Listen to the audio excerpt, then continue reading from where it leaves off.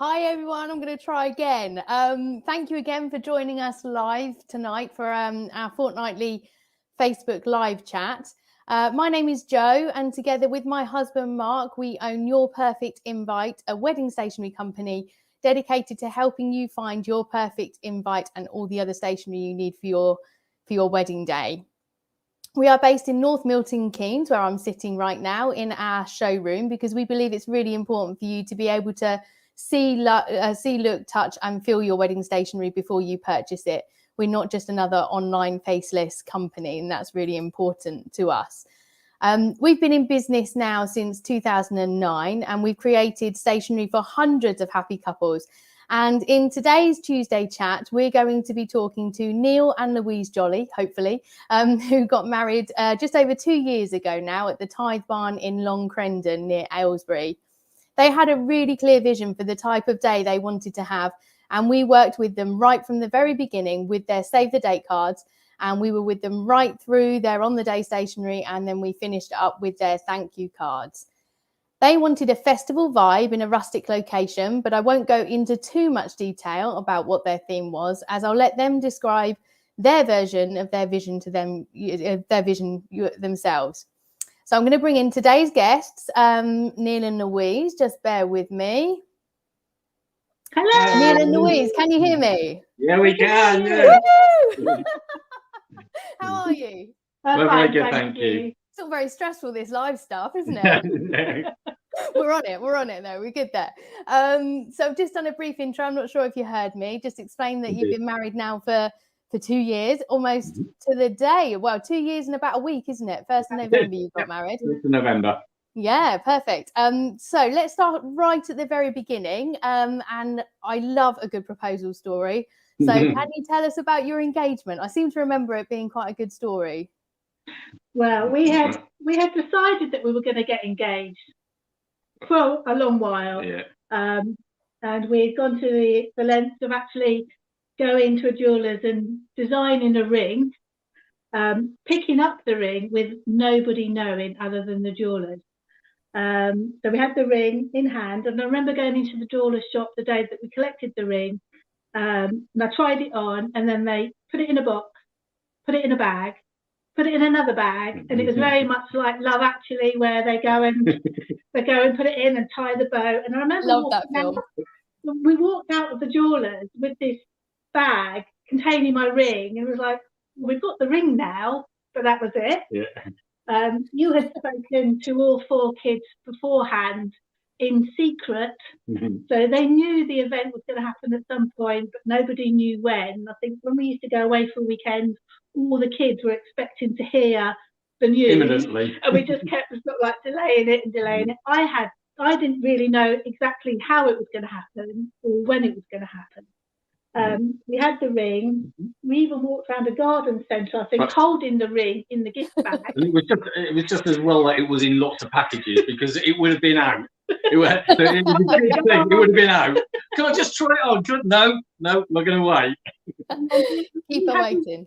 We had the weekend booked local, and I remember going in to check in, and we've been to this hotel many times. Yep. The check-in was horrendous.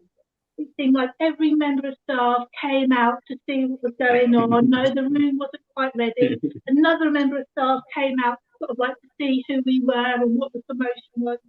Unbeknown to me, Neil had been in cahoots with the hotel. Yeah. So I'd organised to have sort of a big love heart on the bed.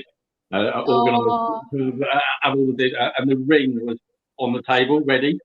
Oh, you little smoothie. When we got up to the room, I was still ranting about how bad the service was.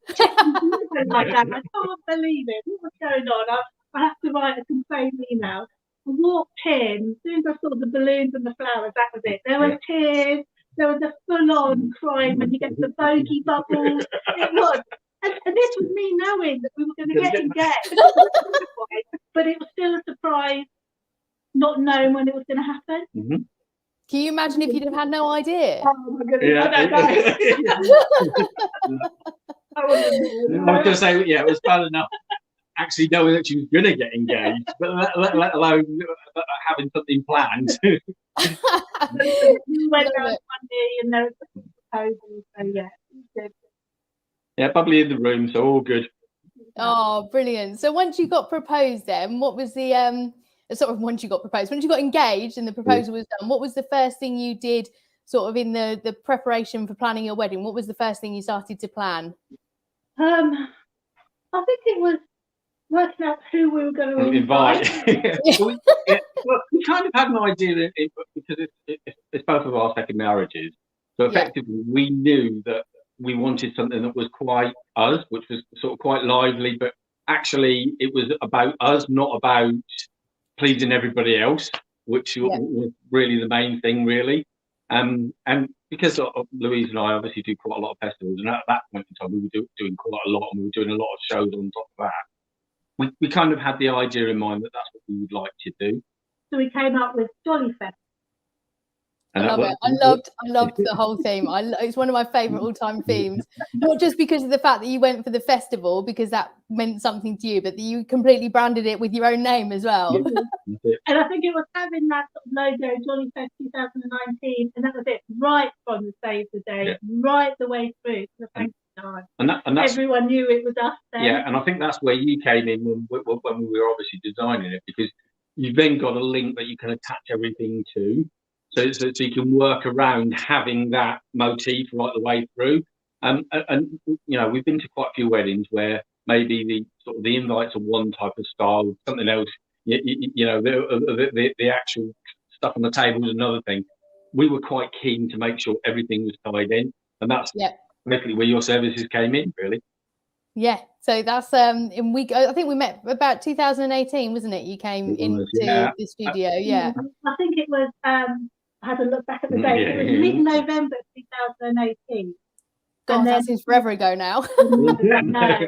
And then we got the Save the Day cards back, and we sent them out with Christmas cards in 2018, so that people had them with their Christmas cards and the Save the Day, so they could book it in advance. Because the date we ended up going for was the last Friday in half-term holidays. So we knew that people would get booked up half-term holidays, and it gave people enough notice. And the one thing we also did was we said, save the date, but if for some reason you can't attend on this day, let us know, because then you sort of kind of think, well, there's no point getting a whole invite made up for them if they know already that they cannot make that date for whatever reason. It also helps with planning for when you actually are at the venue, because obviously if you're working to more accurate numbers, it just makes things easier when you're actually then going forward.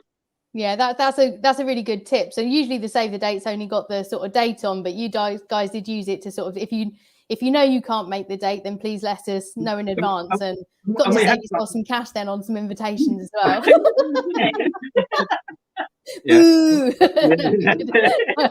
No, I'm all for good planning. So you guys chose the Notley Tithe Barn for your special day, and I remember you sitting just here in this little room now, talking to me about the festoon lights that came down, and the fairy lights, and that you loved that, and you loved the fact that it was going to be quite dark in November with all the twinkling lights and stuff. But what was it specifically that made you choose that as a venue for your day? Well, it wasn't initially our first thought, because when we thought about it, we initially went down the route of going for a hotel package, everything, and we did a couple of cheeky visits to a hotel that we had in mind as guests, to see how they treated us as a guest. Secret shoppers. Basically. We did. Because you've got to make sure it feels like it. And with a couple of the venues as well, there were actually weddings going on while we were there. So it was really to see how kind of the wedding party were being treated as well. We didn't join the wedding party. Not much. So, wedding crashes.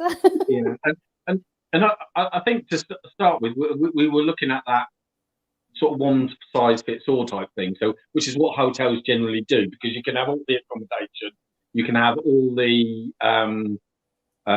sort of everything organised for you.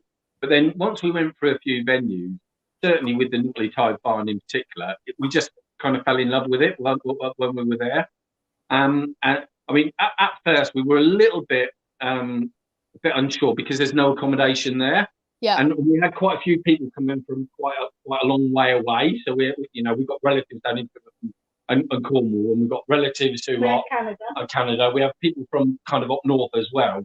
So effectively, to start with, that was, we had to weigh up what we actually wanted. We fell in love with the barn, and anyone who's actually been there, you'll see kind of why. It's got such a lovely vibe and fitted in very well with what we wanted, which was almost that festival kind of feel.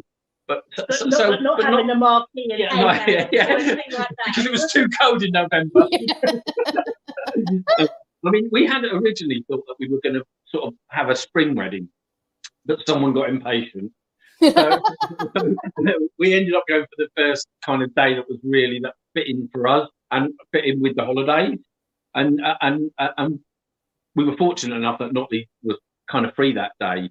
And actually, when you actually go around it, actually, what I would say is definitely speak to the wedding planners of each of the venue, because at Notley they're great. And speak, I mean, with there, because you can tailor your menus as well. We actually managed to speak to the chef as well, and that was partly, I kind of had a quite a clear idea of what I wanted food-wise. so kind of meeting the chef actually was absolutely brilliant as well. And that with Notley, they do that whole package. I mean, as I say, the downside slightly is the fact that they don't have accommodation. Yeah. But what you lose in that, you make up in many other means. And what we ended up doing is, because we knew, when we were talking to you, obviously what we had a list of kind of places in Aylesbury where people could kind of stay, and then we actually put on the coach. Oh yeah, it's quite. I've been to a few weddings at that venue, and having a coach at the end of the night is a really good idea. So we did a coach to pick up from one venue to bring over to Notley, which was nice because then no one had to worry about driving. Yeah. And for me, it was peace of mind that I knew the majority of people would be there on time because it was arranged for coach. And then there was the coach then at the end, so everyone was able to get home safely. But it's small things. If you see a venue that you really, really like, but there's a couple of things that don't quite work, try and think, how can I make that work? How can I get it to go how we want it to be? And they we initially said accommodation was a big thing, but then falling in love with Notley with a twinkly light. We knew the food reviews are fantastic. The location is amazing. It is. So we kind of put hotel rooms to one side and say, let's work with it, let's hire a coach. And I think it's the film that's right for you. The good thing with Notley is a couple of other things. So it's the little touches with them. So effectively, we did a wine package with them, but we were a bit unsure what wine we wanted for the table. They allowed us to take a couple of bottles home and try. We had a wine tasting. They bribed you with wine then. On wine evening, and the same. What they also allow you to do is a little bit before they'll let you kind of taste a similar menu to what you've got ahead of it, so you know what you're going to get. Yeah. And it's little touches like that actually made it for us with Notley. Now that might not work for some of the other people because they might want it a little bit more formal, but for us, absolutely perfect. And I think as well, it's getting. What I would say is like with yourself. I mean, we hit it off kind of straight away with being able to talk to you and for you to understand what we wanted. And we found that with Notley, with a couple of the venues that we went to, a couple of the hotels, it seemed too corporate. It was all about actually this is what we're going to give you. There's no leeway, and actually this is what it's going to cost. So it was the sell. You didn't get that at Notley. Yeah. So you had that sort of personal relationship right from the start. You got that vibe from them, which was really good. Yeah. And that's really important when you're choosing any of your wedding suppliers, really, isn't it? That initial. I remember just laughing through the whole of our first appointment, really. And I just remember Jolly Fest, as people can see in the background with your very well-placed table plan and order of the day. You know, it was a very jolly occasion, as I can imagine. And you know, we touched on it earlier about the bespoke nature of your stationery and the little logo. It's almost, you know, logo that we created for you with the heart in the middle. Yeah. Yeah. And I guess that kind of tied in with your engagement as well in terms of the proposal and the heart on the bed. Indeed, that's exactly it. Yeah, the red heart was carried through and everything. Anything that had like little notes, it always had the red heart on there as well. So Yeah, and then we had the little festoon lights on there as well. I'm going to see if I can. Yeah, and my request. And whereas the invites were me. So we actually, I do remember you being really like into it, Neil. Like not that most. I'm gonna give grooms a bad name now here, but you know sometimes. A lot of the time you get a groom come along and they're like, oh yeah, just what, you know, whatever she wants kind of thing. But I remember you had some, you know, both of you really were clear on your vision. And I think that's where again, speaking to like yourself was really good, because like if you remember with our invites, you had a care outfit to send up. So it was like a ticket to a venue and doing the little barcoding with the date on the side. So it was just the little touches that actually tied everything back in. Yeah, no, that was, you know, the ticket theme sort of went in with the whole festival style of everything as well, didn't it? So, I mean, you touched on it and you said sort of about how important the stationery was and sort of in setting that tone for the whole day. Yeah. And it was important to you to have something that wasn't off the shelf. I mean, there are festival tickets out there that you can get, I know, but the fact that yours were the jolliest of them all. The festival tickets that you can get off the shelf have like marquees and hail bells, and it's like it's festival, but it wasn't the festival vibe that we were going for. So yeah. So what about your other suppliers then? How easy was it to choose them, and did you get sort of good vibes from everybody you work with? Well, I think one of your earlier podcasts you mentioned about going to shows, and I mean we must have done 15, 20 shows. Those faces always appeared, but it is actually worth I think going into these shows, because sometimes as well, because certainly if you hit it off with the people that you're talking to, sometimes as well, I mean, we were quite lucky with things like the chairs, and we went for some big Mr. and Mrs. lettering.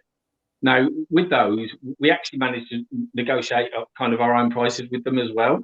So sometimes the prices that they say, especially at that time, they didn't have anything on, and they had another venue that was quite close the next day. So what they did is dropped them off, picked them up at the end of the day, but we actually managed to get a better price for that as well. So. Did you find sort of the time of year you got married, did that help sort of save a bit of money because it's not as in demand? Was that would you say that's a tip at all for people who are looking to save money? And I think because we went for a Friday wedding rather than the Saturday, and that worked so well in our favour. One, because there wasn't a wedding the day before at Not Leeds, so we were able to go up there and help. We did like the setup of the tables to make sure everything was okay. And then we went back on the Saturday to pick all the stuff up, and the weather was horrendous. So you timed it well then? What was that? You timed the wedding day well then? Perfect. There was actually flooding going up to the barn on the Saturday. Oh gosh. The rain had come that bad, but we were quite lucky with the weather. It was really nice. Yeah, I think with the date, you need to look at and take into consideration if you are going to have loads of guests there with children. Think, would it work around school holidays, especially if you've got people travelling, you know, or have it on a Friday, so then they can get back ready for school on the Monday. And I think one of the other tips I would also say is, I mean, we with ours, because of where we were, what we actually ended up doing is we got a load of sort of colouring packs and stuff like that for the kids. So because 9 times out of 10 they're going to get bored if they're sat around for too long. So effectively, it was giving them activities, so they didn't necessarily have to focus on us, but we knew that they were then going to be fairly quiet. So that's did you have many kids along to the day? Did you have? No, we didn't have many. I think we had 6. I think it was 6 or 7. And they weren't baby babies. It ranged. I think the youngest one was about 2. Yeah, youngest was. And then another good tip to remember is if you do an activity bag, put in a bag of breadsticks or something for the children, because children cannot wait until dinner time with adults. So if you feed them, and the adults are fine because they're drinking. That's absolutely fine. Whereas the kids don't have that. For the children, and then that keeps them going just a little bit, rather than them going mad and hungry and tears and tantrums. So Yeah. Top tip. Activity packs for kids then to keep them busy. And I think sort of going back to what you were saying, so because we themed ours, there were things that we could do along that theme as well as we were going along, and I think that helped. So it's perhaps having, because we didn't have a massively clear idea to start with. We kind of had an idea of what we wanted to do, but it kind of evolved, and that then, and we've had so many comments back from people who did attend about how kind of good the day was, because it was, for us, it was all about being quite relaxed. So it wasn't formal, it wasn't stuffy. And again, with the stationery and the other bits and pieces we did, it kind of tied into that nicely. And the venue definitely lent itself for that. Just go back to Joe's question about supplies. Yeah, all right, sorry. Wait a minute. Yeah, all of our suppliers we got through wedding shows. Yeah. All of our suppliers. Well, apart from the favours. This favours. I have your look. Yay! This is my coaster. I mean, you guys really, a lot of people sometimes don't sort of bother with favours, but you guys did. You did a great job on your favours. You did these glass coasters. The ladies, all the ladies received the glass coaster for them to take home. You did our stationery for the little scratch card, so everybody had a scratch card. We did. You did jars of sweets as well. Jars of sweets. How did I not get an invite to this wedding? How did I not invite myself? I have to say, the biggest thing that everyone commented was on the lanyard. Yes, I was about to come up with those. I was about to talk about those as well. You had the little lanyards, didn't you? Pulling in the theme. Yeah.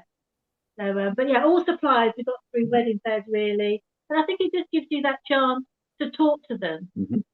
Our photographer, we got Mia. Mm-hmm. We wanted a documentary style wedding photo. We didn't want formal photos as such where they say bride's family, groom's family. And you spend hours doing photos. That was one thing we definitely didn't want. So when we look back at the photos, it's action shot of our friends. You can see them in full laughter. You can see them dancing. You can see them eating their dinner. But that's how we remember the day. But I suppose it goes back to what we said at the beginning, though. It's got to be right for you. So I think a lot of it is to have an idea to start with, and you can then roll with that.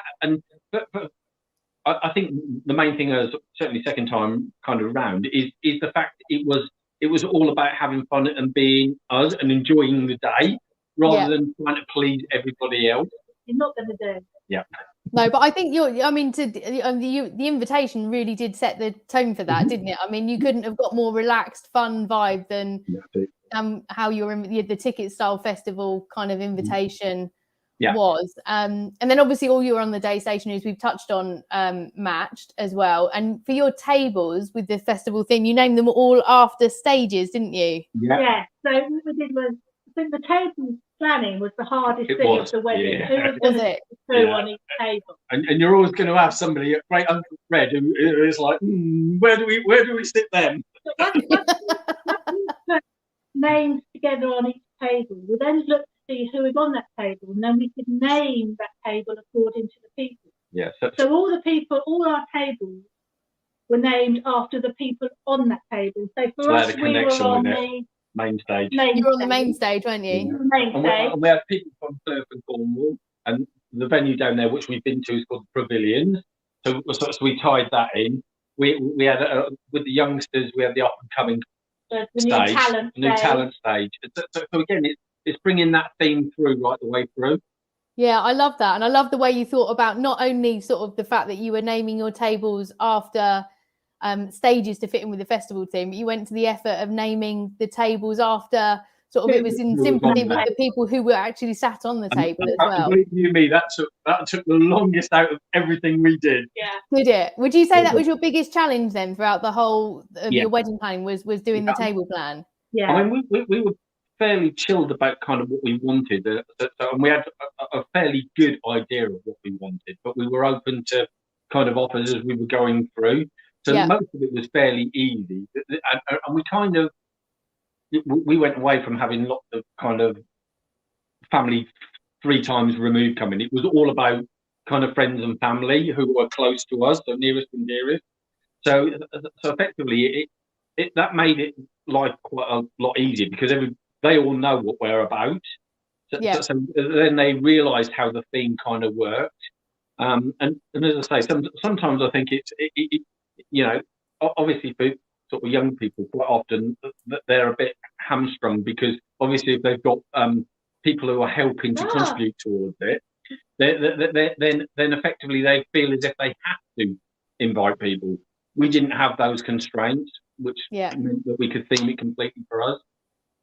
I've managed to share my screen, look, to show you your table plan, which I know you've done an excellent job of placing behind you, but sort of this shows it a bit larger. I'm going to show a few other pictures of your day as well, just because it really does show how it was tied in. How it was all tied in. See, all your table names, we touched on that they're named after different stages, and you can see the festoon lights there that tied in with the venue. I need to ask you about your cake. Was it an actual cake made of cheese? It was indeed, because I don't eat cake. Oh my, that's brilliant. It was all different layers of different cheeses. We said that we wanted all English cheeses as well. So we left the chef, but not Lee, to go away and source it for us. And we were amazed on the day. And then we used the cheese then as part of the evening buffet. Oh, genius. Yeah, so effectively what you do is, then everybody who's there is probably going to get a bit of it because effectively it's in the evening. Oh, I'd have had most of that, I think. we were quite lucky because we had a little bit saved to one side because we said we're probably not going to get a lot of chance to eat. So Peter, the chef, actually put some aside for us so that we could then bring it back to the hotel afterwards. So whilst we were looking at the cars, we were munching through cheese. Brilliant. And I love that idea. I love that. And we had a good tip the other day about using cake as sort of like the hors d'oeuvres. Is that the bit that comes before, like the sort of like the canapé type style, so that it wasn't wasted? So this is another top cake tip. Yeah. And it doesn't have to be cake. That's the key point. It can be more or less anything you want it to be. But cheese works very well because it's nice and round, and you can get lots of different flavors. Yeah, I love that idea. I absolutely love that idea. I'm just going through these photos now, and we've talked about your coasters, and there's the red heart theme that you carried on again. You had your little thank you lanyards and things, and I think you can see from the photographs that your guests just had such a wonderful time, and you said that you wanted people just to remember the happiness and the laughter on the day, and that really was achieved, I think. And I love that your order of the day, again with the festival theme, rather than order of the day, we had the lineup, and then you talked about the you sort of went through when everything was happening. How close to the schedule did you stick? It was fairly much there. I think the thing is because and again, that's when Notley come in as well, because the coordinator there is very, very good. So she's very good at corralling people. So again, and that's something that you can always speak to the venues about, and it's what you were saying earlier on. Having that rapport with the people that you're going to be, who are going to be putting the day on for you, I think is very important, and I would say that is a really top tip. Yeah. So have you got? So as we sort of come to close up, I'm just going to sort of carry on scrolling through no worries at all. Photos. I know you just look so happy. Harpist, you had a harpist. Tori was absolutely brilliant, because although you think of a harpist as being very classical, she actually plays actually at Ronnie Scott's jazz club, but she also does lots of modern. So you can she's got a big playlist, and they were all modern songs, and you could literally go up to her and say, "Can you play that?" and she'll start playing it. So, which was great, because again, it tied in with the in the mill, with the music festival. So people then could look through and see what they wanted, and then she'd play it for them. She commissioned a song for us to leave after we got married, and it was Madness, It Must Be Love, which no one expects to hear from a harpist. But she absolutely nailed it. It was fantastic. Yeah. Oh, I hate people who are that talented. She was found at a wedding fair as well. Yeah. So that's I have to say, this photo, I think, just shows how excited I was to see Neil at the end. Yeah, I hadn't done her honour. Oh, I love it. So what do you remember most about your day then? What's the big thing that you remember from the day? It was the fun and laughter and Yeah, it's the sharing the happiness whole and- day with the friends and family. Yeah, and I think because there was quite a good mix of people, so a lot of our close friends, and obviously because we've both got children of our own, and we interact with all their friends. So that table was very loud, and our friends were very loud. So that actually really helped because it actually, you know, everybody who was there were there because we wanted them to be there, and Yeah. everybody who was there really had a good time. And they again, they didn't have the worries of having to get there and actually then kind of return home because there was a coach laid on. So Oh, so as we finish up then, what would be your top tip? What's it sort of a lasting piece of advice that you'd have for couples that are planning their wedding now? speak with Other than with obviously to come to us for wedding stationery, Yeah, obviously. well, of course, that's course. number one. Of course. But I would definitely recommend going back to the venue at least twice. So Yep. go and find it. If you fall in love with it, then going back and perhaps go back at a kind of when it's at a different time. So you know, if you know that there is you're stopping there, and then there's then a wedding that you know is going to be coming up, kind of almost see what's going on there to make sure it fits for you. So it's just whether the vibe fits for you, really. I think the top tip as well is the one thing that we've said that if we could change anything about the day, we had the speeches after the meal. Yeah. And Neil, I didn't really eat. enjoy his food. It was lovely so food. So I much. was like, Yeah, get the speeches over and done with straight away. Yeah. Everyone can relax then. I think that has to be a biggest tip. and we've been to a couple of weddings since, and I think it's a much better way probably of doing it from a groom's perspective. For me, you didn't have too much wine before you did the speech. I didn't have any. And actually, that was the funny thing. I didn't drink a great deal at all on the day because when you're so immersed in the day, I actually didn't drink a great deal on that day, which was really unusual. But that's because you took all the wine home beforehand that Exactly. they gave you. Or then.